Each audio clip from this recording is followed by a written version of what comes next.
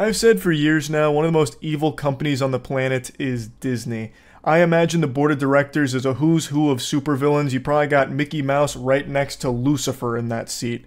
It is always shocking to see just how low they'll stoop for the sake of a couple extra doubloons. They're like a real-world Umbrella Corp, but instead of manufacturing the T virus that turns people into zombies, they manufacture the D virus that turns people into Disney Defenders, where they'll always fight their PR battles for them and constantly empty their piggy bank for anything Disney slaps its fucking logo on. It's sickening, even when they are completely in the wrong.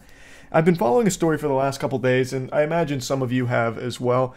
It's a very sad story about a woman who had an allergic reaction and died after eating at a Disney Springs restaurant. And the holly jolly old assholes at Disney are arguing that because the husband signed up for a Disney Plus trial in 2019, he agreed to terms that would basically turn this lawsuit into toilet paper. To any sensible human being on the planet with a functioning frontal lobe, you're probably asking yourself, how does a Disney Plus trial at all have any grounds for this lawsuit when the allergic reaction happened at one of Disney's parks?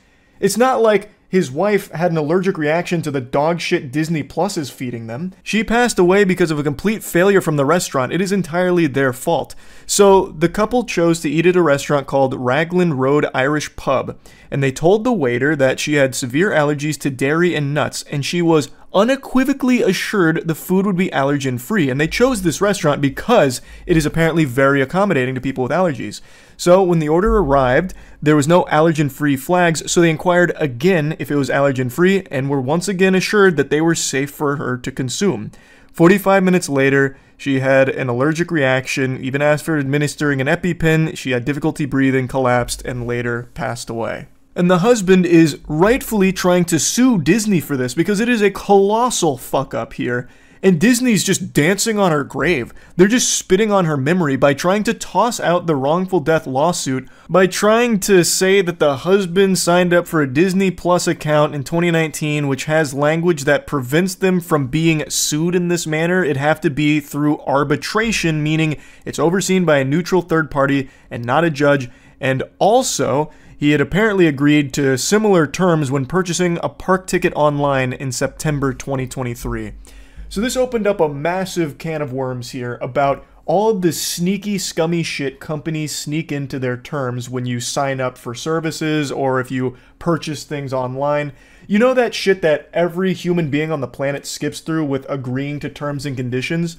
Yeah, it turns out sometimes there's some really awful shit in there. I wanted to wait before talking about this because I've been talking to a lawyer about it because I was very curious if there is any legs at all for Disney to stand on here. But I just couldn't wait because I've already seen a couple of conversations about why it's entirely this couple's fault for gambling with their food allergies. The state of the world is so fucking saddening. How is it a gamble? So she was allergic to dairy and nuts, and this was made abundantly clear to the staff of a restaurant that is well known for being accommodating to allergies. Apparently this restaurant has a commitment to being very conscious of allergens. So they chose this restaurant for that reason and made it very clear multiple times that dairy and nuts were a problem. And they were assured multiple times that the food they had ordered was not going to pose any problems for that allergy. They did everything they could. That's not gambling, you absolute Cro-Magnon that are arguing that it's actually their fault, Disney's blameless. This is what I'm talking about with the D virus. People falling over themselves to try and take bullets for Disney. It is a fuck up from the restaurant and by extension, Disney. I know they have more money than God, but even still, this is such an outrageous claim to be making because signing up for a Disney Plus trial should have no effect on what happens at a Disney park. That's not related at all. It shouldn't extend to that. Just imagine if that was normal. Let's say you're on a Boeing flight and all the screws on the flight all of a sudden just spontaneously pop off like a water balloon exploding, and all of a sudden your plane just disassembles itself in the air and you die. Everyone dies on board because the Boeing flight malfunctions, as Boeing flights are known to do these days. Well, what if Boeing said, that's a real shame about that, but, you know, we can't be held liable for this because every single one of them, when purchasing their tickets online, agreed that no matter what happens, it's going to have to go to arbitration, so sorry about that, but really condolences. I am super confident that wouldn't work. You can't just have this blanket statement of, whatever happens, not our fault, and you agreed to it. See, you said right here, doesn't matter, you're fucked. Like, that can't work. And from what I've heard from a couple of lawyers that have talked about it online, as well as a couple conversations I've had, this doesn't really protect Disney, but this has become so common in contracts as a way of trying to weasel big corporations out of liability. But it's still scary because it does give them some leverage to fight on. It gives them an angle, and with the amount of money they can pour into defending themselves, it's going to make it very hard for normal people to fight back, even when Disney is 100% responsible for the tragedy that occurred. But at least Disney's very apologetic here. We're deeply saddened by the family's loss and understand their grief. Given that this restaurant is neither owned nor operated by Disney, we are merely defending ourselves against the plaintiff's attorney's attempt to include us in their lawsuit against the restaurant. They're fundamentally going, oh, we don't know those guys. They just use our land. We're kind of just like a landlord. We are not associated with those scoundrels over there at all. No, not us. Nope. You're coming after the wrong guy, bub. Go after them. Not our fault. And if you do want to go after us, you can't really because your Disney Plus free trial from 2019. Did you forget about that? Eek, sorry. Now, the lawyer representing the family called it absurd and preposterous, saying that the case is based on the incredible argument that any person who signs up for an account, even free trials that are not extended beyond the trial period, will have forever waived the right to a jury trial, which is pure insanity. And they also argue that Mr. Piccolo, the husband, agreed to the terms of use for himself. But he's now acting on behalf of his late wife, who never agreed to the terms, which I think is a really strong point. I think the lawyer is right here.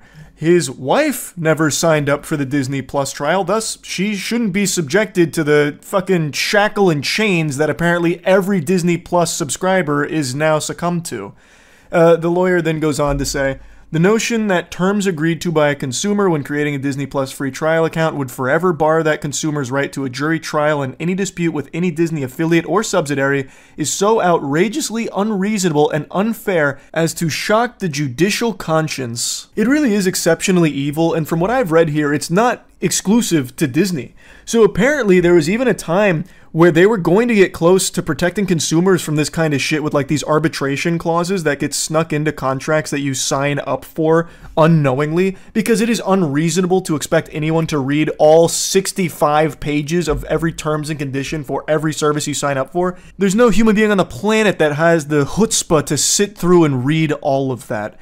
But apparently that ruling that was going to protect consumers got fucked in Congress. So it's just, corporations really do operate on a different level than everything and everyone else. So no matter how much they are pushed to stop this shady shit, they can always pay their way out of it so it never actually sees the light of day and they can continue to do the scummiest things. Another quote here is, most of the companies in the U.S. require mandatory arbitration and allows them to, by and large, cut off much relief. Companies love it, but individuals who are harmed by these corporations really don't have any access to any form that would give them relief, as that's a real problem.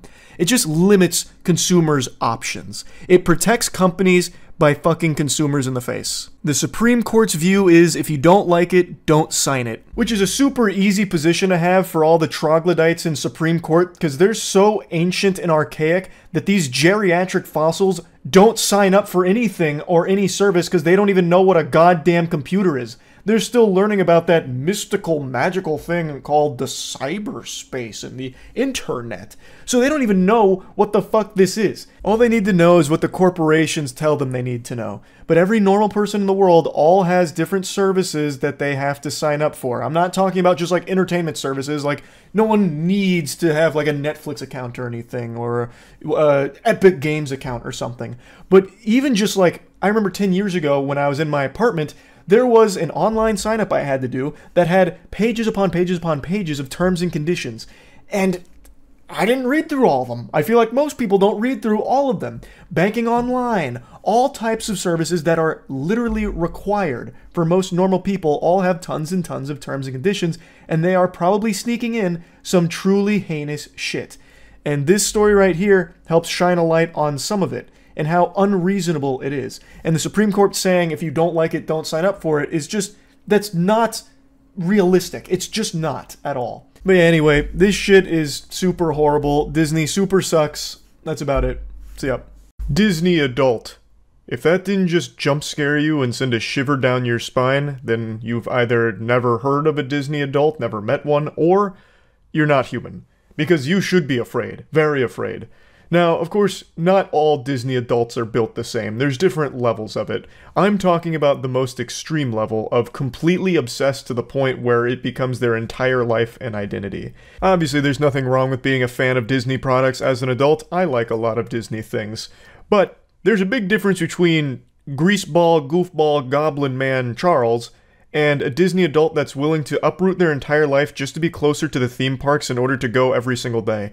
You may think that this is some kind of crazy exaggeration that doesn't happen, but it does. More often than you think. There are a large number of seemingly totally normal people that for some reason have been completely brainwashed and perpetually spend a large chunk of their paycheck consuming Disney products or just going to Disney properties way more often than any reasonable person should. It's so weird. And Disney knows this, which is why they've now recently announced that they're building their own community, their own neighborhood, basically, for Disney adults to go live together and be part of the Disney family forever. Even just the marketing material give me the heebie-jeebies saying that this is going to be the best chapter of your life, like forever. I don't know, that's eerie sounding. Visiting a Disney neighborhood sounds worse than visiting hell. At least the demons and devils in hell aren't pretending to be something they're not. Because Disney is an evil corporation. I don't care how you spin it, no matter how big of a fan you are of Disney properties. Disney as a corporation is one of the greediest, shadiest, and just downright deplorable companies there is in the world. For a company that's supposed to be all about magic and being the happiest place on earth, the only time Disney seems to be at its happiest is when they're magically face-fucking you with their insatiable gluttony to shake you down for all of your lunch money and keep you perpetually suckling on their teat, consuming only their milk. It is a scary company. I'm not here to really get into the weeds of all of the awful things Disney has done since its inception, but I do want to get into the weeds of the neighborhood here because I find this to just be like a dystopian idea where corporations like Disney are going to start building their own communities. In my opinion, it's just an alarming idea. But anyway, the first one from Disney here is being pitched as story living, and there's no information on pricing that I can find at the moment, but since it's Disney, you can bet your sweet bippy it's going to be overpriced. You'll be paying 7 figures for a 1-bed, 1-bath, 400 square foot crack shack without a driveway, because in the Disney neighborhood, you use magic to get around or some shit. Like, you're gonna overpay for your property in the Disney neighborhood, I imagine. But one thing that really stands out to me is in the pitch here, they have this legendary service notice where it says, at Cotino Community, which is the first part of Story Living, cast members will strive to deliver the same friendly Disney service you've come to expect. This was super odd to me. What do you mean cast members? It's a neighborhood, right? I've lived in neighborhood communities my entire life, and I've never seen NPCs wandering around checking in on me, making sure I'm abiding by rules and regulations, asking me questions. This sounds more like spies. And the whole idea of this neighborhood is actually bigger than I thought it was. It's not just a residential community. This is basically a place that they're building for people to go to die. In addition to having housing from Disney, the community is seemingly isolated from the rest of the world, just locked into this one fucking dimension over here, like where Squidward went to be all alone, but this time it's only for the most obsessed Disney fans. So you would have property in the community, and the community itself also has stores and restaurants and like activities and events all held within that neighborhood, as well as like a beach that you have to pay for access to as well, even as a community member. So it really feels like this is where people would go and then not leave. That's the design of it, because why would they? Everything they need is there and it's all Disney approved and you love Disney, so why not just go spend your entire life here and make sure you empty out your piggy bank the entire way before you shed the mortal coil? They have like a proposed 55 and older only community as well. So to me, it really just seems like they're trying to build the one-stop shop for Disney adults to go to die. Like, spend the rest of their life, spend all of their money on Disney and Disney only, so that way it doesn't go elsewhere, so that way they can have it all. And it's just so weird. I think it's such a fucking weird idea. So I went over it a little more on stream last night. I'll show you a couple clips of that before hopping back in for a bit more analysis. Have you heard about the city Disney is building called Story Living? Talking about the Disney neighborhood? That's got to be the worst place on earth. This place would be absolutely miserable to live. Imagine being in a Disney-only community. Have their own police force. The HOA would go crazy. Smiles mandatory. If not, you get executed in the town square. I wonder if you're allowed to have Netflix there. Oh, no chance. That'd be a crime punishable by death in Disney Story Living or whatever. The housing's too expensive. No one's going to buy these. You don't know Disney adults. Disney adults will actually trample each other just for the chance of living in a Disney neighborhood. Touched the hearts and minds of people around the world for nearly 100 years. Okay, stop sucking your own dick. Just show me the neighborhood. By our world-class Disney cast. As Imagineers, story is at the heart of everything. I still think it's so cute they call themselves Imagineers. Places to life, to immerse you into. This exciting new venture will enhance, extend, and strengthen the Disney brand by allowing us to bring the magic of Disney to places you may never have expected. Surveillance. We enhance the Disney brand by spying on you. We own you. You live in our neighborhoods and you are literally our property. Community is something truly special. We're exploring nightmarish is the word I'd use. In the U.S. for our Story Living by Disney here in the community of Rancho Mirage. Just is this like WandaVision? Kind of. And I'm excited to announce that our first Story Living by Disney community will be located in experienced home builders at each site who contribute their talents and expertise to each community. But yeah, that's the gist of it. It's not really like Celebration. This is legitimately a Disney neighborhood. And I imagine those houses are going to come pre-built with some kind of surveillance or data harvesting program. Charles, I noticed at approximately 8:45 p.m. this evening you weren't smiling. Is something the matter? Do we need to have you re-educated? Be happy or else. It's not even so much about be happy, it's more consume forever. Consume or else. Do we need to send the Imagine police to have a talk with you? Oh, the police won't be imaginary. Those aren't Imagineers in uniform, I'll tell you what. Disney's absolutely going to have like a paramilitary force. They are going to lock this shit down. You can get in, but not out. No, you can get out too the second you can't afford to live there anymore. Or if you make the mistake of trying to download a competing streaming service. Contraband at the Disney neighborhoods is going to be like smuggling in a DVD of like Boss Baby or something. An animation that's not Disney. Disney wants to own human souls themselves. At least the Disney adults will all be in one place so we can avoid them. I mean, yeah, it'd be kind of like a quarantine zone for like the most brainwashed Disney adults, I suppose. And actually, I do wonder if they'd even be allowed access to the rest of the internet. I really imagine this Disney neighborhood being complete lock and key. Like, your days are designed for you. You're restricted access to a bunch of different things. Yeah, it'd probably just be like an intranet for the neighborhood. Because, I mean, if they give you unrestricted access to the internet, you could be leaving a negative review about the housing situation. You could be saying less than favorable things, and they can't have that. You should go there when built. Man, fuck that. That'd be going to like a Scientology church. That's scary. Let's go ahead and play around a little bit here, because I don't exactly know how this neighborhood's going to go, but knowing Disney, I think this could end up being like one of the most outrageously strict places on the planet. I really feel there's a non-zero chance that they will outright forbid anything that's not Disney or Disney adjacent. Like, they won't have direct competition. I wouldn't be surprised if you can't even Amazon Prime packages into your Disney neighborhood house. Like, they probably would just turn them away at the door or something. You can only order through Disney pre-approved services. I really think that that's not out of the realm of possibility, because it seems like they're going to really own this neighborhood. Everything is going to be Disney related. Like I said, the cast members thing really throws me for a wild loop, because that just seems like actual simulation cult shit to a certain degree, where you will be monitored.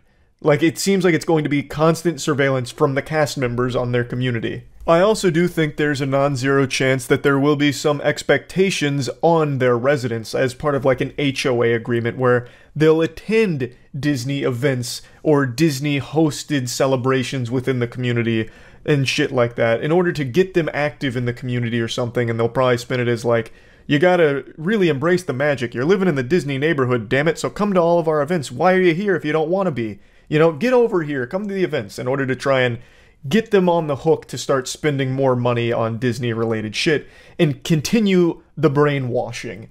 If you're already living in the Disney neighborhood, if you paid to be there, you're already pretty brainwashed, but this is like another level. This is a completely different level where you are just completely submerged in Disney and Disney only, cut off from the rest of the world. Also, worth noting real quick, Disney has tried something similar before with a place called Celebration, which is like, it's pretty similar to what they're pitching here with Story Living by Disney, but it completely failed. Celebration completely failed. It was a disaster for them, and I think they no longer have Celebration as like a Disney thing anymore. I'm not entirely sure, it's all kind of messy, but it was a failure on Disney's part to do this in the past. But they're trying again. They're saying, you know what? What about Second Breakfast? That was so good, I want to try it a second time. And they're going with Story Living this time. But they've broadened the scope, and they want to create all of these amenities for the neighborhood. And to me, it all just seems like control. Like, they just want to control all of your spending, then make sure it all goes back into Disney's pockets. This shit is scary. Also, I read something from Celebration back when it was still Disney's, where apparently the HOA was so fucking evil that they had some kind of clause where they could legally tell you that you have to get rid of your pets if they're deemed a nuisance or something. I only read a little bit about that from Google, so take that with a grain of salt. That could be all anecdotal and completely incorrect, but I wouldn't be surprised if Disney really did have something like that, and I wouldn't be surprised to have something like that in Story Living by Disney when they do build this. I really do think it'll probably be one of the most awful places to live, truly. Even as like a Disney adult, if you're a huge fan of Disney, I think living there would make you fucking hate Disney too. But yeah, anyway, I just wanted to talk about this a little bit. That's it. See ya. The history of Disney's worst attraction ever, Superstar Limo. I don't know that one. Oh, because this was California. Yeah, I never rode this. The big cheese. I'm not the big. I wish I was the big cheese. This is the big cheese. Oh my God! Mickey! You all day. Well, I want to give you a personal tour of Disney's California Adventure. Ooh, what do you say we start with a ride on California Screamin'? So, Mickey? Yeah, this looks like shit. You know, Mickey, I think this is the beginning. Sounds good, monkey. You betcha. It wasn't. And now the story of a company in panic and the one CEO who just couldn't seem to catch a break. So was Michael Eisner like the worst CEO of Disney ever? Like, this guy seems to fucking suck. He can't get anything right. 2 years later in 1984, it was becoming increasingly Queen. clear that despite Epcot's success, Disney as a company was not doing well. A string of box office failures from their studio and big budget projects for the parks had brought Disney to the lowest point in the company's history. The fuck is and Splash? many feared a takeover. In a bold move by the company, then CEO and President Ron Miller, then by the company. Hold on. Is this the, Yeah, hey, wait, I know Splash. When I was a kid, there's a scene in Splash where the mermaid has her titties out, and you can see side boob. I used to pause that scene occasionally. It wasn't my go-to movie, but I used to watch that occasionally to look at titties when I was a young man. Let me I'll just type it in. Splash titty scene, maybe? Splash titty? Nope. That, oh, wow. I don't know what I was thinking with that. I don't know if I can find the scene, but yeah, it's a classic. If you've seen the movie, you know what I'm talking about.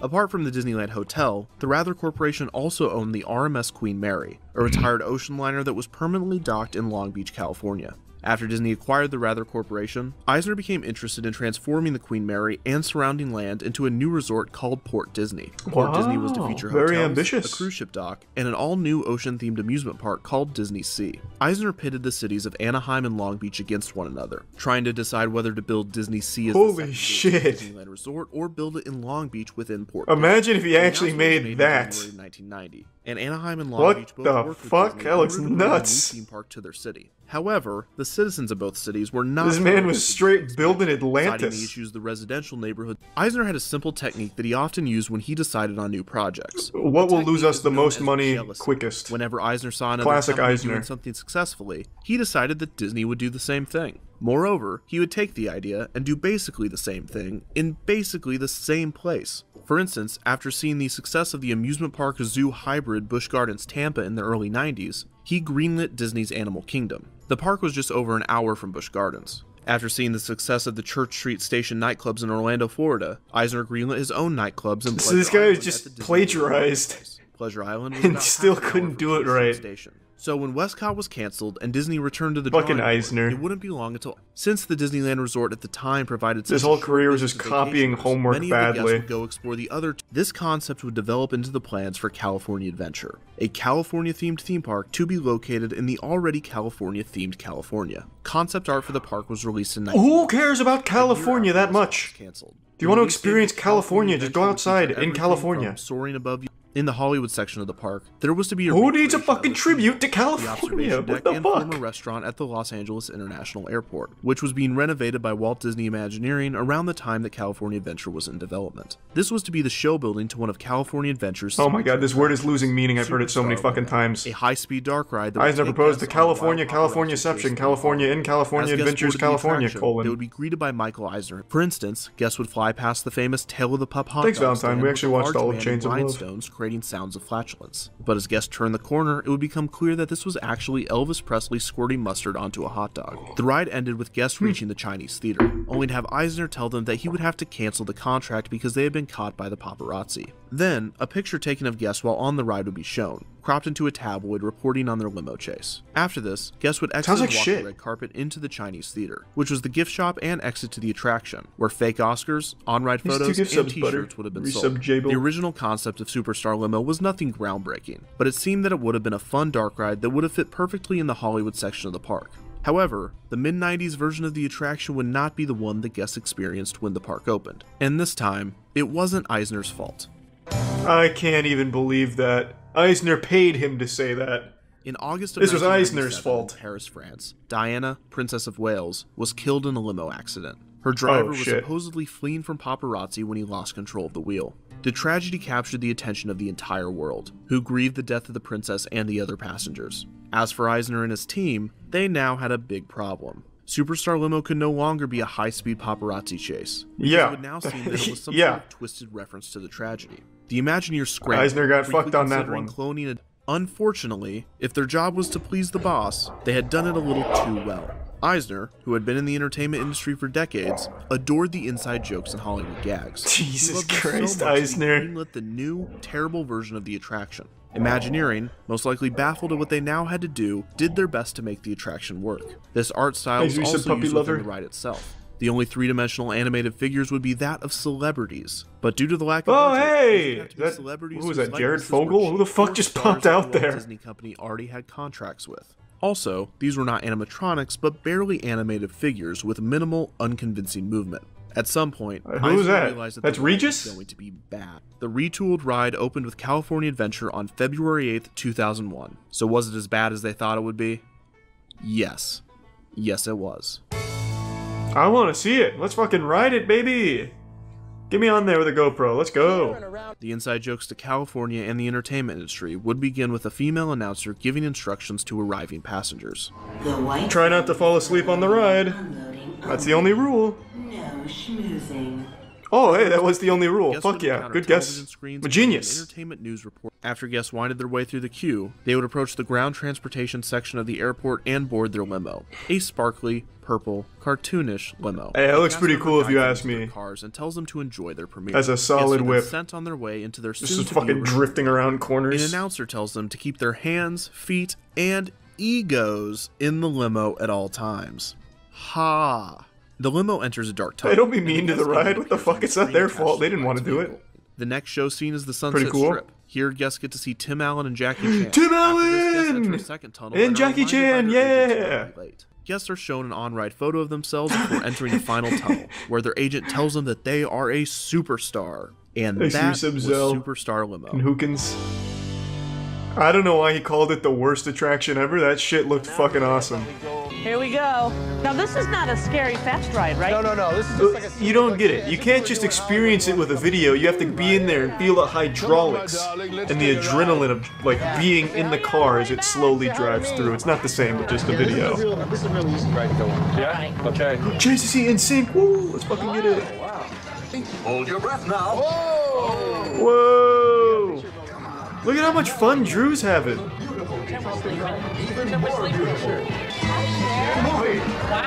Wow, this is one hell of a ride. Hollywood favorite, Whoopi Goldberg. Yeah, we're having fun.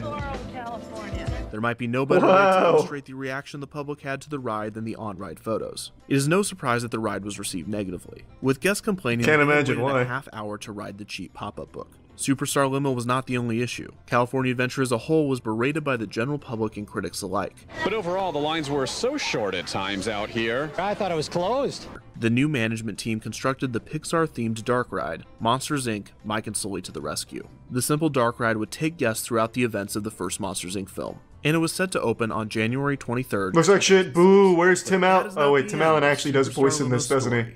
Oh no. The ride very much lives on. Tim Allen is in Monsters, Inc., isn't he? Since the Monsters, Inc. dark ride was a quick fix. No? Okay, alright. Boo, fuck this, no Tim Allen. And there was one more thing. Oh yeah, they stripped the C-list Sonic, celebrity wouldn't watch that tonight them anyway. Into various animatronics throughout the ride. Some of these zombatronics are more obvious than others, and the Drew Carey and Jackie Chan figures are especially easy to spot. But don't worry, most, if not every... The story is a good reminder that even a company as big as Disney can still get themselves into financial difficulty, creative gridlock, and even some pretty wacky situations. That is pretty wacky. Defunct Land. Okay, one more Defunct Land. The failure of Disney's Chuck E. Cheese ripoff Club Disney. I'm thinking the Chuck E. Cheese one as well. During all of this, Eisner himself would cash in stock options of nearly $600 million. Holy Money shit! was flying all over the place at the Walt Disney Company. What but none the of it was going to the company's other major division. Disney Parks had gone on a roller coaster of its own. No wonder he didn't fucking care about making Disney any good. Disney decade was not going as planned. Defunct Land is filmed in front of a live studio audience.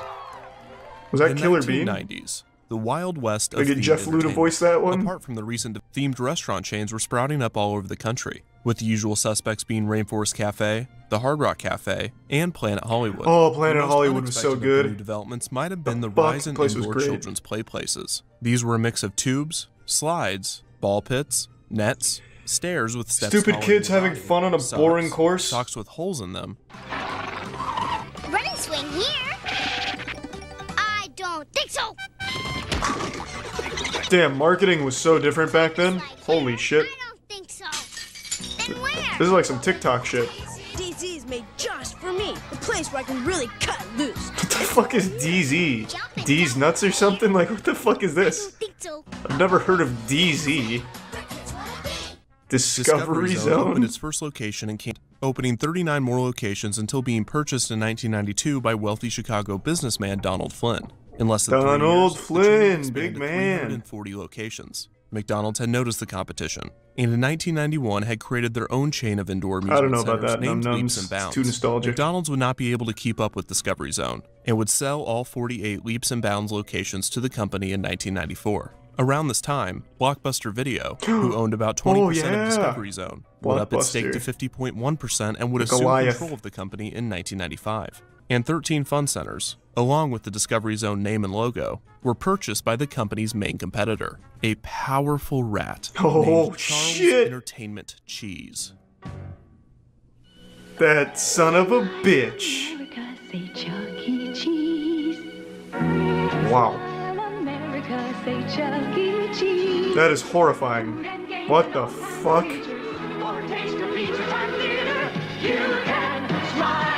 I cannot believe this place was successful. This is like actual horror movie shit. Like, that rat is fucking methed out.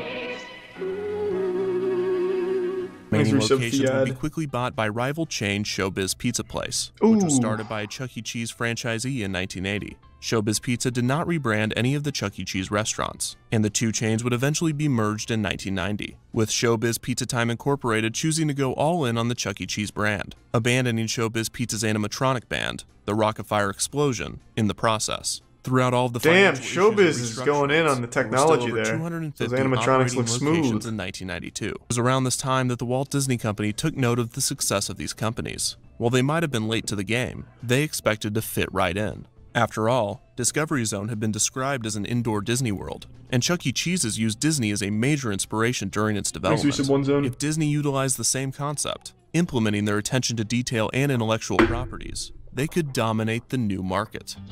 And dominate they did.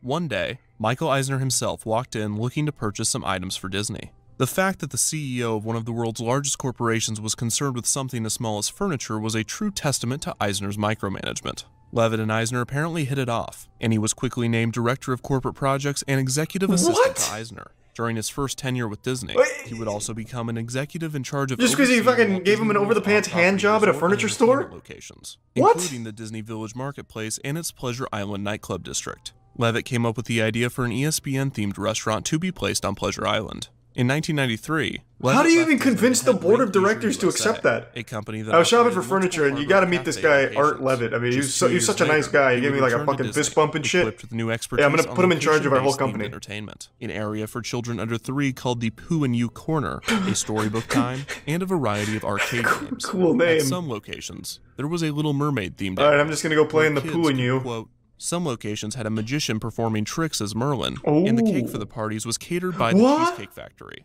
A child That's actually nuts. Club Disney with an adult, and both were given a Cheesecake Factory bangs. I mean, that's so like no child could leave if you don't know what you want to eat, you go to the Cheesecake Factory and you get a whole fucking dictionary full of pages and pages of shit to eat. Within the complex, so many different food items, all 20,000 calories. Center. The head of attendance calculating at the Walt Disney Company estimated that over 10,000 visitors would show up on opening day. And surprise, he was a little off. When Club Disney opened its doors on February 21st, 1997, only 1,000 visitors showed. Oh shit! No one had learned anything from Euro Disneyland's opening. One sheriff was quoted saying, "We were expecting a lot more people. Maybe because Disney advertised that tens of thousands were going to be here, it scared people away." While reviews were positive, Club Disney was not without its critics. One of the higher-end malls that Club Disney had moved into accused Disney of ignoring the complex's theming standards by implementing their cheesy design.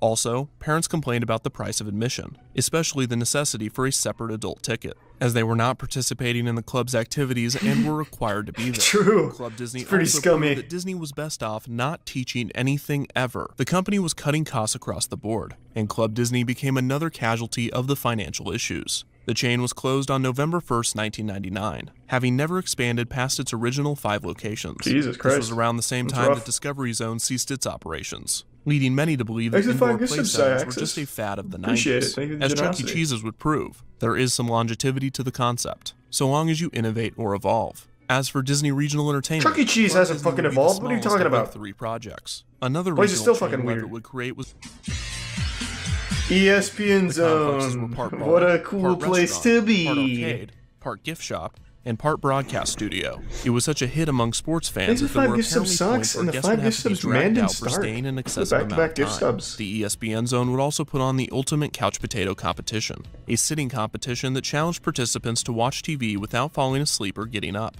only allowing a bathroom break every 8 hours. One year, the winner watched TV for 3 straight days. What the fuck?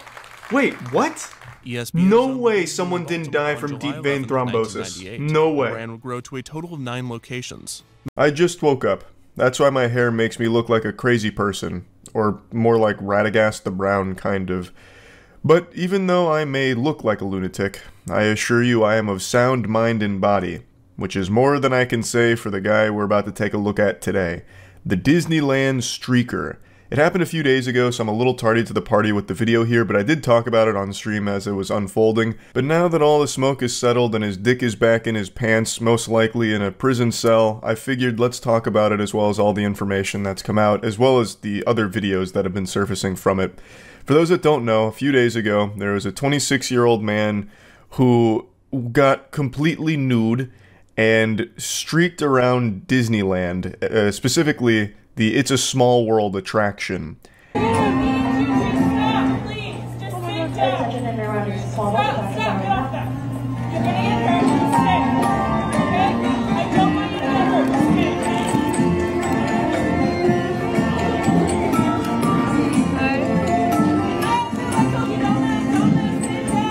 Now this is only act 1 of his performance. He begins with his boxers on at least, but shortly after this he does go whole hog out.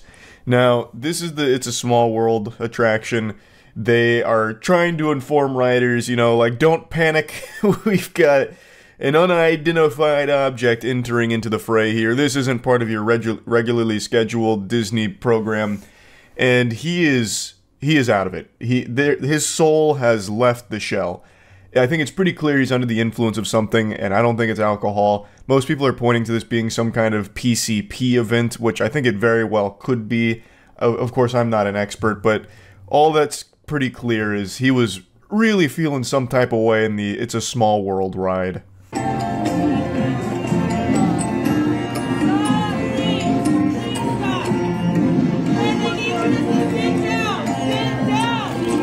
Oh my god. Oh god, he's gonna break all the stuff. I don't think so.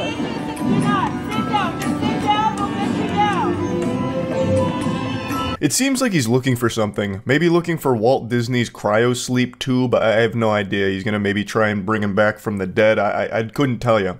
But he's on an adventure here.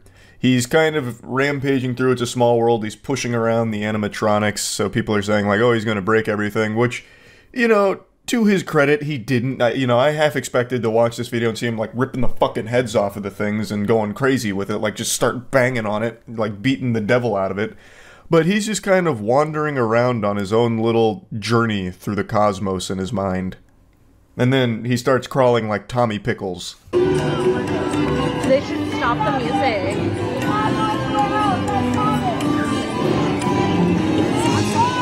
Oh my god, he's gonna fall, dude. One of the writers suggests they stop the music, but I gotta tell you, that will never happen at Disney. Come hell or high water, there could be a Category 5 hurricane blowing through that's picking up actual C4 plastic explosives, throwing them around the park, and that music would not stop. Disney would try and somehow weave that into the magic. Disney takes that shit so seriously.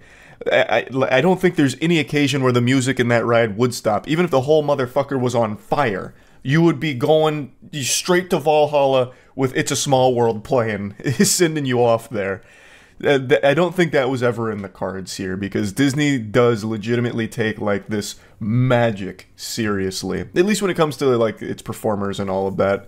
So, anyway, he's crawling through the It's a Small World ride. Eventually, he wanders outside. We also get like a cryptid video of him on his way outside, I believe. Another rider finds the scene of the crime where the clothes were first shed, and then ends up catching a Bigfoot spotting of the streaker on his way out. Now in the timeline of events here, there's more footage that I can't show you, but he takes his boxers off and starts bare-ass naked splashing around in the water in the park. So all the guests can now see him, not just the ones in the It's a Small World ride, it's pretty much anyone around the area. Authorities eventually do show up. I was half expecting, like, the goddamn army to show up since it's Disney. Like, I thought this would be immediate 5 stars in GTA and they summon, like, the goddamn Men in Black to apprehend this guy. But it's just normal officers that show up, they handcuff him, and then they carry him out completely naked, walking by guests, and they have him like he's some kind of prized pig in like a contest. So they've just got him like hoisted up and they're carrying him out in front of all the guests. So there's a ton of footage of just the naked streaker being like paraded through the park, which is really shocking because in Disney World, where I live in Florida, apparently they have secret tunnels. So that way if there's like a crime or if someone needs to be escorted out, they do it through these secret tunnels so the guests are none the wiser. The guests don't ever get exposed to it. Whereas in Disneyland, they don't have those secret tunnels, so instead they just have to carry the naked villain out in front of all of the kids and families in the park. So I thought that was really interesting. I also didn't know about the secret tunnels until this, but that's also fucking fascinating that Disney has their own underground network to, like, push people through so that way no one ever sees them again. Like the fucking Paris catacombs is how I imagine it. He's freaking naked. Close your eyes.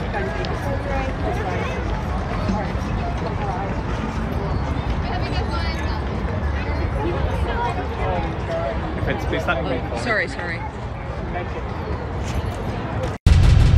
This is definitely not the fairy tale experience guests were expecting when they visited the park that day. I'm actually shocked that it went on as long as it did, to go from inside the ride in the boxers to then outside the ride completely naked. I thought Disney would start, like, arresting you and getting you out of the park if you even thought about doing something that goes against their rules. But this guy was around for quite a little while, it seems. There's more photos and videos of him than any of the Disney cast members and mascots that people take pictures with. So that's a pretty infamous photo now. More information has come out about him. So he's a 26-year-old. It has been confirmed he was under the influence of a controlled substance, which I think everybody could figure that out just doing the old eyeball test. It does seem like he's on some shit. And he was booked for 2 misdemeanors. I also imagine he will be on the sex offenders registry for this for the rest of his life. For obvious reasons. He went to a Disney theme park, which primarily has families that bring their kids, and he got naked and wandered around, splashed around. Clearly, he is going to end up on the sex offenders registry for that. They haven't disclosed which substance he was on, but I do think the working game theory that it was PCP is probably accurate, at least in... Whoa. Well, had quite a lot happen there. You're welcome for the beautiful mouth noises that were produced from that. A lot of phlegm in the back of my throat. But I do think PCP is probably correct. Not that I'm some kind of wizard that can identify exactly what he was on. I'm not exactly a connoisseur when it comes to PCP. But from all the videos that surface from time to time, it seems like the common thread is getting naked while on PCP. So, seems like that could probably be accurate here. Not that it really matters at the end of the day. It's a life-ruining moment for this individual, all because they decided to go to Disney and do some foul shit. So yeah, just wanted to go over this a little bit because it is a pretty crazy story. That's about it. So yeah. Disney, supposedly the happiest place on earth, oftentimes leads to the most rowdy of individuals going ballistic. It sometimes starts to look like a Waffle House at 3 a.m., like fights break out, you know, bad blood, all kinds of like grudge matches, brawls.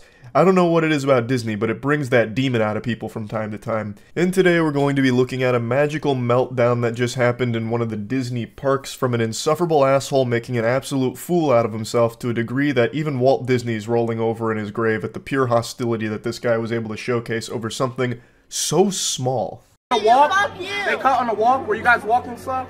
We're all going to the same place. You don't give a fuck, bro. You're a fucking nerd, dude.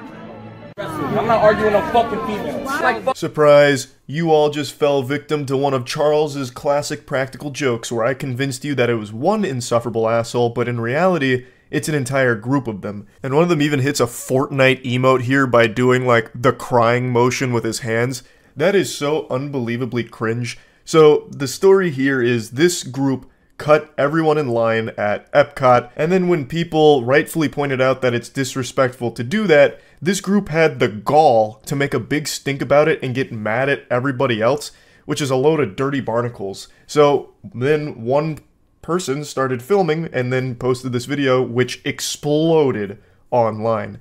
Now, while the whole group does suck fuck, there is one clown amongst them that shines brighter than all the rest, and he's about to introduce himself. fucking Harry Potter, nigga. Shut the fuck up. Bro, Is that supposed to be an insult? Yeah, shut the fuck up. Run. I don't give a fuck. You shouldn't have said shit to me. Mind your business. You shouldn't have cut everyone. Mind your business. They did it. I got here before. Our group, when you get up, they cut on the walk. They cut. God, this whole group looks like they accepted an open casting call for background extras in Stranger Things. Till then, fuck you. You're a nerd, bro. His main insult is calling this guy a nerd. That is some childish nonsense right there. I'll say some childish phrases ironically, but this guy keeps using it aggressively, as though he thinks it's legitimately like some kind of big dunk. I was half expecting him to whip out stupid face, like, hey, stupid face, loser. And then his friend is only making it worse by Fortnite emoting like this. I have expected the third goober there to start doing the L dance or whatever. Like, it's so embarrassing, and it's all caught on film. I'll never let nobody disrespect my girl. Bitch, she's a bitch. Okay. I don't disrespect females. You're a bitch. Welcome. You're here too. I thought you were talking. All you're doing. I play football at the University of Central Florida. Show 'em, pussy. And here's that main clown that I was talking about, front and center here, even posing for his big moment, his glory. He says that he plays football for the University of Central Florida. But would you believe me if I told you that that's just a complete fucking lie? This tough guy here had to start making shit up in order to be intimidating. Then this video blew up to such a big degree that the actual UCF University had to come forward and denounce him, saying, "We don't know who this maniac is. He does not play for the UCF football team and never has." And it turns out he doesn't even go to UCF. He actually pulled out a fan fiction here to puff out his chest. It's baffling. And also, it's not just the guys of the group that are, like, going haywire, like hog wild here with emotes. The girlfriends are doing just as much. One of them is doing this gesture, which I don't even know what this is. What is this, like the Shrek ears or something? Like, all of them are just busting out idle animations like they're malfunctioning Sims characters. It's so bizarre. And they are the ones in the wrong. They cut in front of everybody, and then everyone said, hey, that was disrespectful. And they get so mad about it. You're a fucking thank you. Good for you. Good for you. Oh my gosh, what are you gonna say? Guys, I'm not mad. Yeah, true. You're right. I'm gonna play that game. Record this. Yeah, record me, homie. What you want? You want my name, social security? What you want? My address. I make money, homie. I'm a businessman, but actually, I'd like to know the number one sign of extreme insecurity. He immediately starts talking about how much money he makes. Out of nowhere? What does it have to do with cutting people in line at a Disney theme park? What the fuck is going on? This man is fighting demons. He's fighting his inner ghosts right now in public. And Jesus Christ, it's cringe.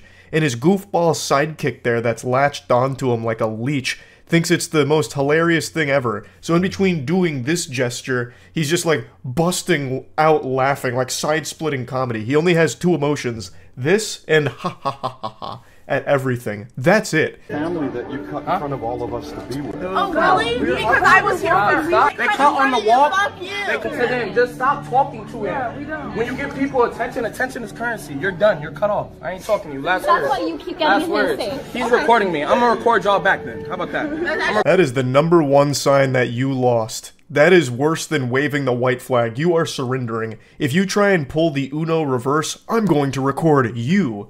It's kaput. That is game, set, and match. You got fucking skunked. That is always the surest sign of defeat. Record you back. I want to record shut you. Up, Stella. Go the fuck back and shut the fuck up. Come on. He's going insano style now. Friendly fire. Just pushes the girl back, which is part of their crew, and then he tells her to shut the fuck up. You remember a second ago where he talked about how he'd never let anyone disrespect his girl and he would never disrespect a female? Let me go ahead and jog your memory here real quick. I'll pull up a replay on the Jumbotron for you. I'll never let nobody disrespect my girl. Bitch, she's a bitch. Okay. I don't disrespect females. You're a bitch. Welcome. You're here. Well, that statement didn't age super well. No one's allowed to disrespect his girl except him. No one pushes his girlfriend around except for him. He's the only one allowed to put hands on her. And that's exactly what he does. You absolute fucking degenerate. Now, he doesn't actually play football for UCF, but if he did, he'd know that that's a fucking penalty right there. Unnecessary roughness. That shit is so uncalled for. Yelling and screaming and then trying to flex about how much money you make or whatever and pretending that you play football in your fucking fantasy Narnia land in your brain, all of that is vile behavior. But what's truly diabolical is him getting physical with women, shoving this girl away. And this is someone that went there with them. Come on, bitch. We'll make it a 2 for 2. Let's do it. Oh my god, what does he look like? Can I just pull up my phone real quick? Yes. Bro, he looks like a faggot. Wow. Yeah, your ears didn't deceive you. She just called them a slur. And then that NPC I was talking about earlier that only has two modes, this and laugh, goes into factory reset settings and lets out a hysterical Joker laugh, like this nasally squeal that vaguely resembled the Joker. Okay. Oh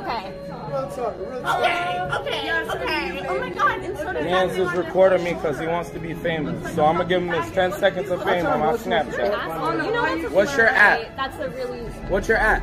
What's your at? Another timeless classic from this narcissistic, insufferable asshole saying that, oh, this guy's recording me because he wants some attention, he wants to be famous, and the only way he can do that is to suckle a little bit of fame out of my ditty. What's your at? They'll add you. What's your at? I got clout, so what's your at? I don't know what that means. I'm too... What's your at? What's your Snapchat? What's a Snapchat? Oh, okay. You're fucking weird. What are you recording me for? Yes, all of the clout that he has to give away like Santa Claus. He just has such an abundance of clout. It's just so painful to listen to him. Just a narcissistic douchebag weirdo.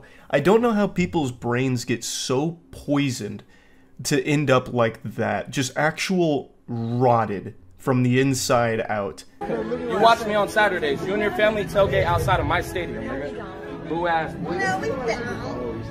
Oh, entitled? I'm not entitled at all. Hey, ma'am, I took off my shirt because I'm hot. I don't disrespect females like I said earlier. I'll talk to men, I'm not going to talk to females. Again, he doesn't play football for the UCF or anything at all. He is just so wrapped up in his own delusion that I think he's starting to believe it himself. He's entering into a different dimension of delusional. And everyone already saw him shove the girl that he was with, so I don't know why he keeps trying to say that he doesn't disrespect females. He literally just fucking gave her a hockey body check out of there and told her to shut the fuck up in front of everybody. Like, what do you... I don't even know why you're trying to keep saying that you're not going to ever be disrespectful to females. And then he finishes by saying he won't talk to females either. So this guy is completely out of his mind. Bro, don't say shit to them, bro. They're fucking lame. Look like Harry Potter. Hey, what is this? What is this? You guys. So what happened was me and her... They were up front of everybody. They're trying to say we're skipping because we walked up to our girlfriends. I make money. I don't argue with people. I make money. All you have done is argue at people and just randomly keep talking about how you make money? How? By arguing? With who? It's so confusingly disconnected from reality. And his friend that he's with so badly wants to be one of the boys here, so he tries to get his attention. He's like, bro, who's this? Who's this? And then he tries to do like an impression, but then like, I don't know, his Windows operating system in his brain had to reboot or something because he fucking blue screened. I don't know what he was trying to do with that, but it didn't land. His friend didn't even look at him. Nobody laughed, and then the Disney manager showed up, and then he tries to make it seem like they're innocent. Oh, they're mad because we walked up to our girlfriends.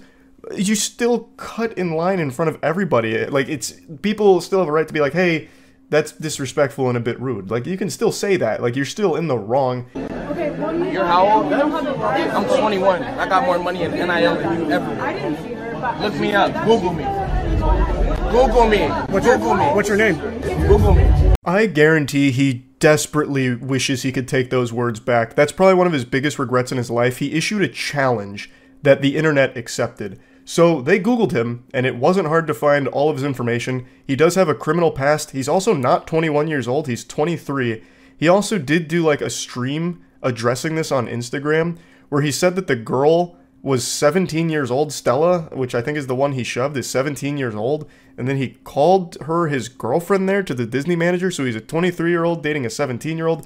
All of his information has come out now because of all of this. And he literally asked for it. It's fucking crazy. He's a bully. Like, come on, bro. I'm at Epcot.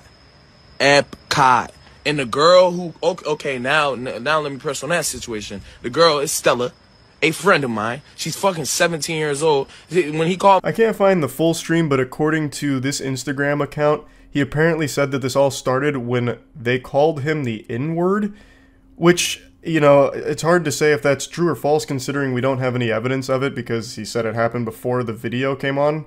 But I feel like if that was the case, it would have been addressed at some point within the 3-minute meltdown. They would have said, like, you're racist or something to him. Like, why would you say the N-word, this and that? But never once was that mentioned by anybody in that group. So I do find it kind of hard to believe that that was the catalyst here. I tend to lean more towards like the official story here, that these assholes cut in line, people pointed out that it was rude, and then they got mad at them for pointing it out, and it led to this whole hoopla, this massive song and dance. That's what I think is the true story here. But anyway, I wanted to share this because what an embarrassing fucking meltdown. That's about it. So yeah. I make a lot of predictions. 9 times out of 10, they're wrong. Not proud of that, wish I was better at it, but, you know, I'm no Baba Vanga, because if I was, I'd have every prediction be wrong. So, I'll take the occasional victory, and one thing that I predicted and have been proven right about time and time again over the years is that once you reach a certain level of status in any given industry, it is impossible to fail. You only fail upwards. Not exactly a prediction, more so just a hard truth where once you're an elite member of an industry, you can't get knocked down at all. It's impossible. It's like fucking Derek Zoolander, but instead of being unable to turn left, you're unable to go down. You're unable to like look downwards. You can only continue to fail going up the ladder. It's incomprehensible. It is a phenomenon that defies all logic. Why would someone who is bad at their job, a terrible leader that leads companies into financial ruin, just draining them of ham, like constantly just hemorrhaging money, bleeding out, why would that person continue to land new jobs in equal or higher power than their previous one? Anyone else who is bad at their job gets fired. They get let go. But not when you become like a CEO, a COO, or anything to that level. You just go to another company as a COO or a CEO. The perfect textbook example of this is still John Riccitiello.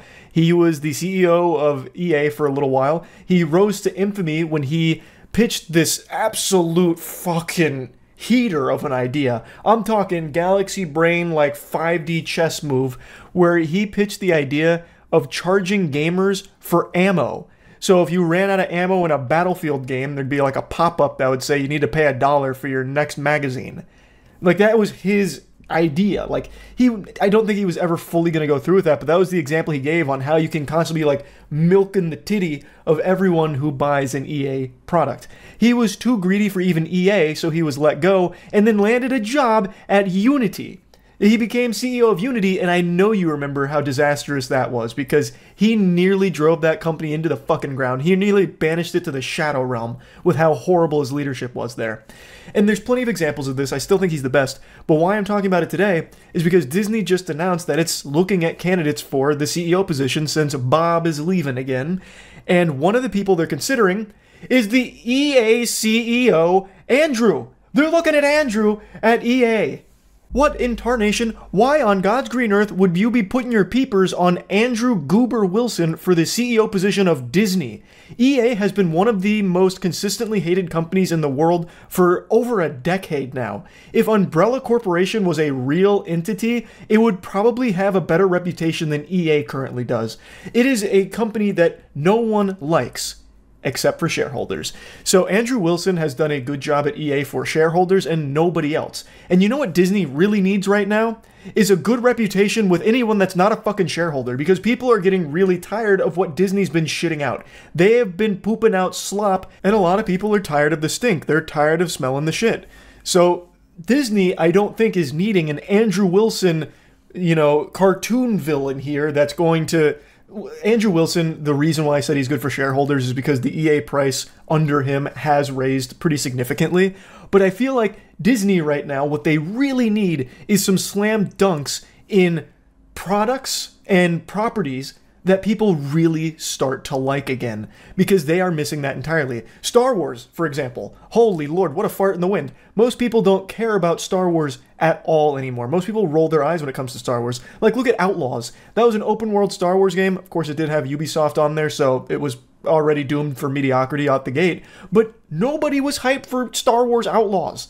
Like, there was a time when Star Wars was a guaranteed home run. Now, most of them are flopping. Like, at least from what I can tell, like the Acolyte, that was what, $230 million budget, and it raked in, according to the most recent financial reports that I can find online, $46 million. So it lost like a total of $180 million. Like, come on. Let's put on our thinking caps right now. It's not an issue of, oh my God, we need to start figuring out ways to nickel and dime the remaining customers we have. The solution is, how do we start making quality products again that people actually want to watch or purchase or get engaged in? Like, grow up. Like, God, Jesus. Andrew Wilson is not the solution to that problem. Andrew Wilson is not the one that people are going to be like excited for at the helm of Disney. People don't like him because people don't like EA. Now, to give credit where credit is due, I vaguely recall Andrew Wilson pushing back against some investor-led horrible ideas in a bad direction for some of the titles over the last decade or so. I'm foggy on the details, but I do remember reading about it a while back that he did actually make some decisions that I think it was something about like allowing the developers a little more creative freedom under the EA umbrella. Again, I don't remember all the details, but it's not like he's been nothing but mustache twirling evilness. But first and foremost, Andrew Wilson's priority is not good games. Never has been. It's been figuring out the live service model, because I believe it's 71% of EA revenue comes from live service games. So it's always been trying to figure out the way to maximally monetize every single person who sits down to play an EA game. And there have been some good games that have come out over the years, and even live service games like Apex Legends from them. But overall, and Apex Legends is unfortunately getting run into the ground in recent times, but overall, Andrew Wilson is not a CEO that I think anyone thinks of and looks at as someone who actually cares about delivering quality products. It's about delivering big returns to the investors first and foremost, and that's about it.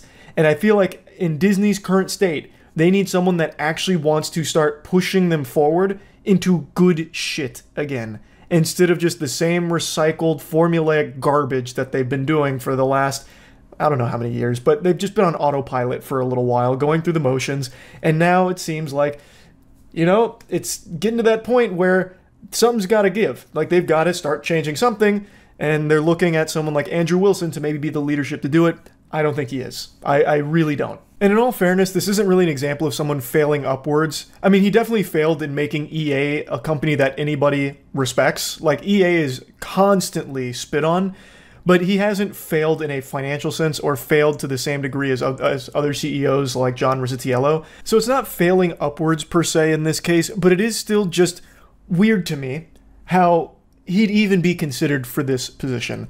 Like, I don't understand why the pool of candidates is so small that you're always seeing the same names over and over again, even if they have a resume of stinkers. Another great example, and sticking on the Disney topic, is they have greenlit a new Star Wars trilogy, and they've already chosen who's going to be the writer and producer. It's someone named Simon Kinberg.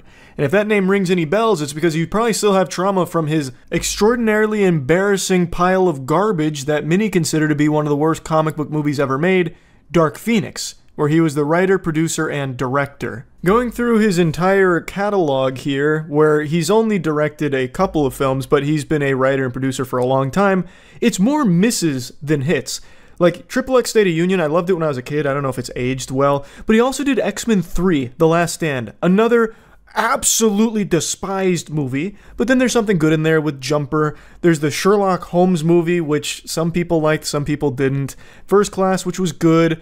Then Abraham Lincoln Vampire Hunter. Oh my god, like, just look at this resume. Fantastic Four.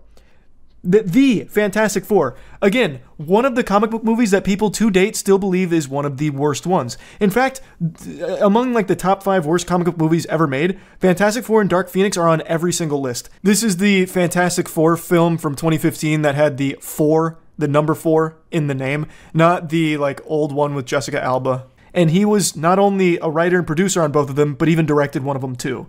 Like, his resume isn't very good. Like, the good movies that he's a part of, he's usually a producer on, not a writer-producer on. Was this really the best possible writer-producer they could find for a new trilogy of Star Wars films? I don't think so. I don't understand how someone that has a resume like that, with so many super stinkers like Dark Phoenix and Fantastic Four and a couple of others on there, get chosen to make something like this, the new Star Wars trilogy. Like, it's not like those movies that he'd written and produced were just received terribly by the audience. They were turbo box office bombs that lost the studios millions upon millions of dollars. Now, I do understand that he helped co-create Star Wars Rebels, which does have a positive reception from what I can tell. I've never watched Rebels, but I do know the name. But even still, if you look at his resume, I don't think this was necessarily the best possible choice to spearhead a new Star Wars trilogy operation. That doesn't really get me salivating thinking, oh, this could be like a good Star Wars new trilogy. Like, I just don't have that impression because I'm familiar with a lot of his work and most of it's trash. It just really seems like if you somehow break through to that level where you're a writer-producer on a Hollywood project, it doesn't matter what you do from that point forward because you will always still somehow be able to find work of equal or greater level. And I just don't get it. Because it's not like by merit or anything. It doesn't seem like, from what I can tell, Simon was the one that was like pitching Disney on this and they just really liked the direction, so they said, okay. It seems like it was Disney that chose Simon to write and produce for them. So, like, it's not like he did anything extraordinary, that he has a great idea and a great script and everything that Disney just had to buy. It just, I don't get it. I really don't understand how failing upwards is even a thing. And yeah, I just had to rant about this a little bit because I'm so tired of seeing like the same names that have been in the industries for so long and have done so many things wrong continue to get huge positions at companies going forward, because then there's nothing to be like excited about. Like for the future of Disney, if they choose Andrew Wilson, it's not like I think there's going to be some kind of drastic change. I feel like it's just going to be business as usual, but emphasis on the business, where Andrew Wilson's going to be prioritizing like cutting jobs, reducing staff, and trying to maximize monetization on like Disney Plus and all of that. Not exactly an emphasis on let's start making some really quality stuff. I could be wrong. I guess we'll find out if they go with Andrew Wilson, what direction he takes it. But it's someone whose work I am familiar with, and that is what he is known for. He is the shareholders' hero, but the gamer's pariah. Because nobody likes EA. It has a terrible reputation. So, again, he's not exactly an example of failing upwards per se, because he hasn't failed, but it does just, like, this whole topic is something I just wanted to speak on, because it is common for people that do fail at, like, a high level to continue to just keep getting more and more and more and more power and bigger positions. It's silly. So, yeah, that's really about it. So, yeah. A little over a year ago, Disney overdosed on skooma, and their delusion really went off the rails when they finally launched their Star Wars Hotel experience. This was a prime receptacle for spitballs and tomatoes. Boos heard around the world because it was laughably overpriced and extremely confusing on what you were even paying for in the first place.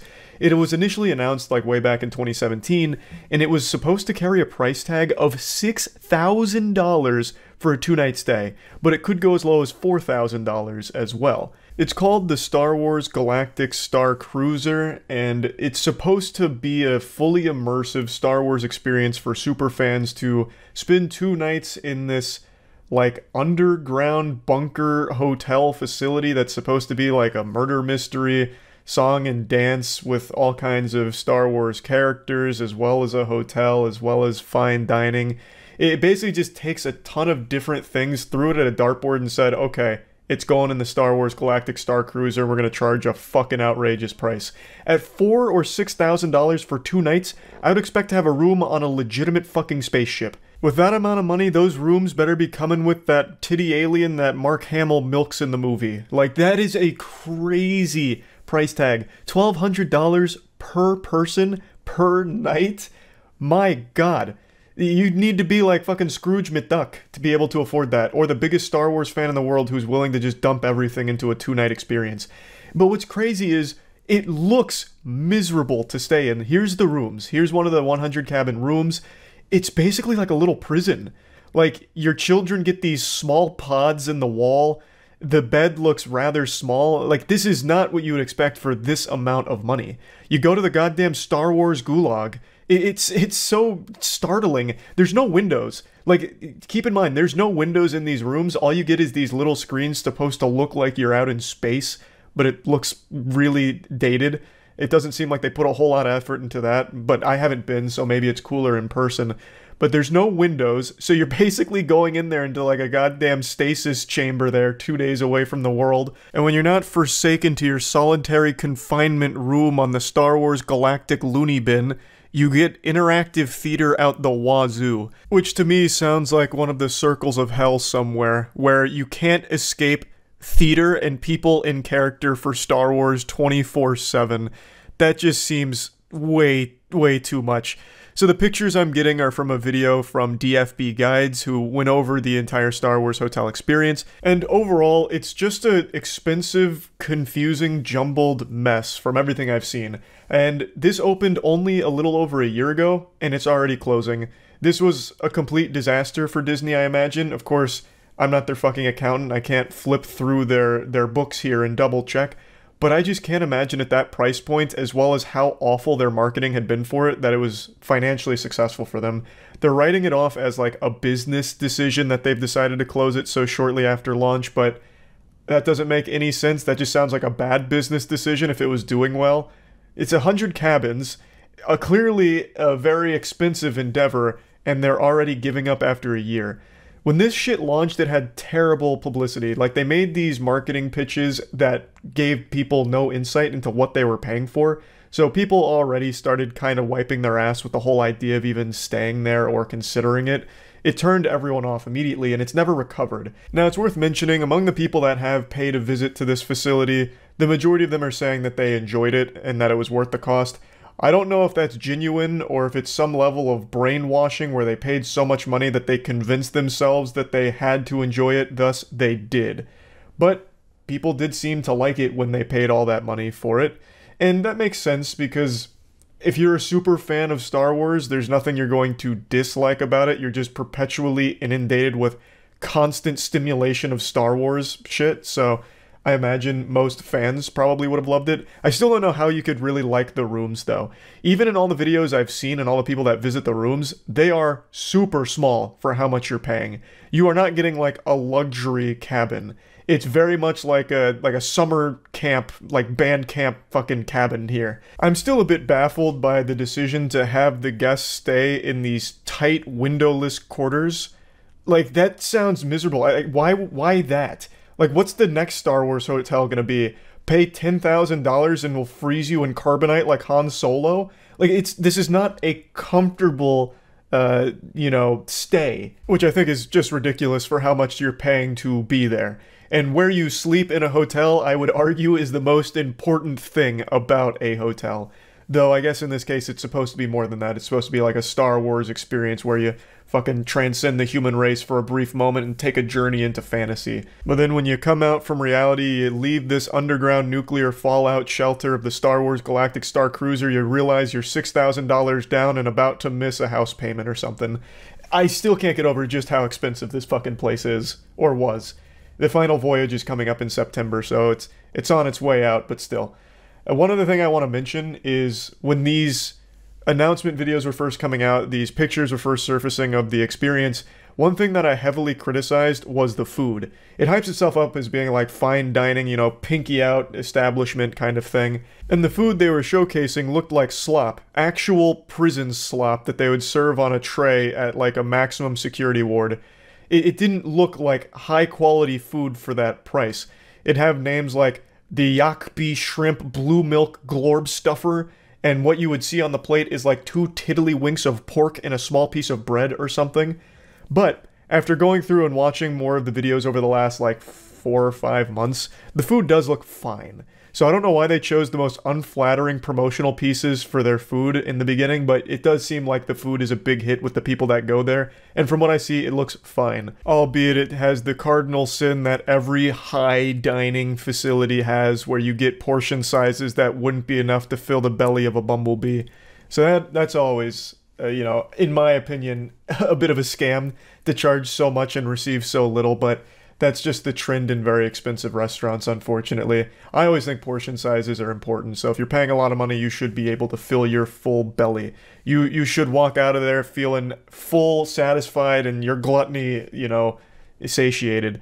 But anyway, the food does look fine, and that was something that I was very vocal about in the beginning, being lackluster. Some of you may remember I toyed around with the idea of getting the gang together and spending the 2 nights at that hotel, but we really sidelined that idea, fucking flushed that down the toilet because that is way too expensive. So I don't think we're ever going to do that. That's not worth the amount of money for the sake of like basically a joke or just to experience something awful. Like none of us are huge Star Wars fans. Like I like Star Wars, I couldn't stand the new trilogy, but overall I love the Star Wars universe, especially everything with the Old Republic. This has nothing to do with that, so this wouldn't even be in my favorite era of Star Wars. And none of my friends are big Star Wars fanatics either, so it's not like we'd get anything out of this other than like not having fun and trying to make a joke out of it, which is not worth fucking $6,000. So I don't think that's happening. I want to go ahead and clear that up. We're not going even before it closes. It's not worth it. Now, at the funeral for the Star Wars Hotel, Disney's trying to put on a strong face, saying that this premium boutique experience gave us the opportunity to try new things on a smaller scale of 100 rooms, and as we prepare for its final voyage, we'll take what we've learned to create future experiences that can reach more of our guests and fans. I'm not on the Disney Superstar Board of Directors or anything, but I'll offer you some free consultation here. Lower the price. No one is paying $1,200 per person per night. That's a crazy ask. You could have saved yourself a huge headache if you just made this more accessible financially for most people. I think that's the way that you reach new guests and more fans, right? Like it seems like a pretty simple solution to the mathematical equation here. So I think it was just way too expensive. I have no doubt there's a lot of people that probably would have loved to go there and couldn't afford to. So they completely missed out on that entire market. Now, like I said, they are trying to treat it like a learning experience, and I have no doubt they fucking learned a lot from this. They invested a ton into the project, a lot of time and a lot of money, and they're kind of eating shit on it, it seems. So, yeah, that's really about it. See ya. I was going to wait a little while to talk about this because I have a sneaking suspicion this won't be the last desperate marketing attempt we'll see from this film, but I just can't resist the urge anymore. It's like trying to hold in a sneeze, just trying to fight my desire to make fun of what I just saw a couple days ago. To set the stage, Pixar has released a new film and it's become the second worst opening in all of Pixar history. It's looking to be a bit of a flop here. And there's a very good chance that you haven't even heard of the new Pixar film. It's called Elemental. It really flew under the radar. The marketing budget had to be like 5 popsicle sticks and like word of mouth. I don't really know what they were thinking here or expecting because most people didn't even know this was on the horizon here. There was about as much hype for Elemental as there is going to the DMV. Most people didn't even know it was coming, and the ones that did just didn't really care to go see it, so it's not performing super well. And it appears that the higher-ups at Disney are starting to panic. So they're dusting off the oldest tricks in the marketing book here to try and convince people that the film is popular and worth going to a theater to see, because a lot of people would probably choose to go to a fucking dentist's office as opposed to going to a theater to see Elemental right now. So they're trying everything. And that's when they came up with this absolute shining stinker of a viral marketing campaign idea. Save it for the wedding. Hey! Yo, yo, yo!